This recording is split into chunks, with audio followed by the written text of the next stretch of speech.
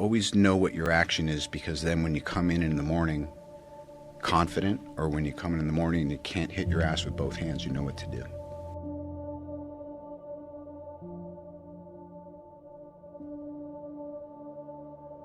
Just boil down what it is you're doing, whether there's a camera around or just what am I doing today.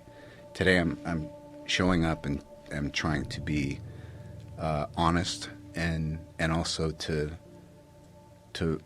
listen and learn. I think part of the reason I'm still so interested, not just in life, but also, you know, getting to do what I do, is I'm a fan. I love movies. I love creativity. I love music. I love culture. And the fact that I actually have a place in it while I'm observing it and digging it is like, it's an honor. This concept of things just sort of falling into place, I'm a big believer in that too. Yeah. What is that though? Is that you getting out of your own way? Like what is that? Isn't that 70% of it? Yeah. Yeah. I'd say it's 70% maintenance of what can I do to do my part to stay out of the way. And then the other part, I always think of it as like this little super thin, invisible thread. But you can feel the tug, and you just you have to be really gentle, and you have to pause when agitated, and you have to go for it when you're like, there's 4 walls in here, which one has the map behind it? It's that one. And you knock down the wall and it's there, you know. Half the stuff that I've been able to do right in my creative life are principles that I learned on the mat with my Sifu. Guard your center. Keep your eye on the lead elbow. Get to the blind side. Half the time, if I would be in a critical artistic situation, I would just say, because Wing Chun problems are life problems are Wing Chun problems, and I would just go back to how did this kind of relate to... 30 years he has struggled with a dangerous drug addiction that nearly destroyed him, and today he says he's clean, he's in love, and so by the time you're in prison, that's not rock bottom for you? Nope. Nope. No. It coincided with my recovery. Oh. And the two things just somehow or other seemed to lock in. When it locked in with this, it was an apprenticeship. And it was an apprenticeship that was contingent on me being in a certain headspace. You know, because you can reach out for help in kind of a half-assed way, and you'll get it, and you won't take advantage of it, you know? It's not that difficult to overcome these seemingly ghastly problems. What's hard is to decide.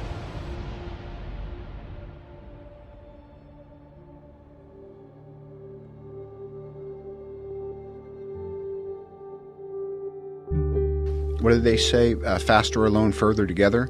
How can you possibly hope to stop me? Like the old man said, together. Sometimes you can only think about further because you gotta get downfield.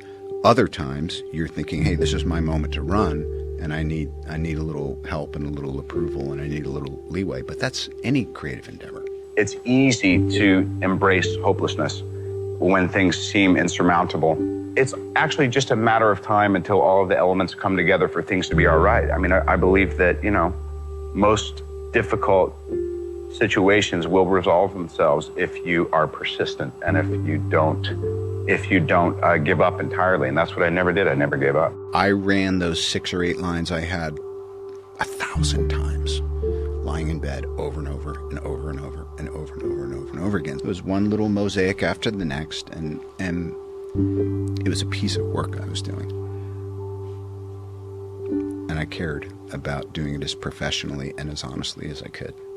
At this point in my life and being, you know, kind of middle-aged and all that, well, I know I'm going to fly around the world and I'm going to sell some soap. And I know I have a new project, and I know I've just retired my jersey on this 12-year journey I've been on. And how do I want to start? And it came up, how would you like it? I go, yes, that's exactly what I'm going to do. I'm going to go have the Joe Rogan experience and kick off this year and this season and this new chapter by doing what I love, which is an interview as we're looking at each other, and there's a give and take.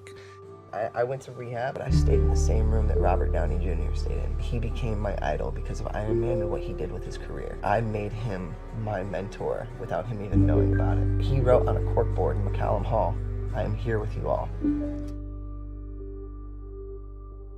Where is your heart?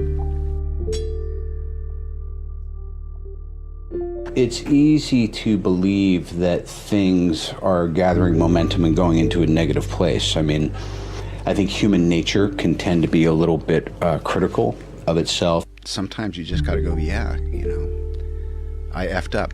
I just took full advantage of it. I mean, even though it wasn't the end of my struggle, I made the best use of that time that I could, because they say if you don't do the time will do you.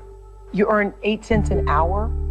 What's humbling is to have to live your life for some reason that is yet to be explained to me by God in such a public way, when so much of it is so humiliating and embarrassing. So by the time I got into prison, it wasn't like, wow, this is the worst thing that's ever happened to me. It was an extension of things being miserable. It's just incredible. Our culture never encourages taking a break, never encourages saying, don't chase that thing.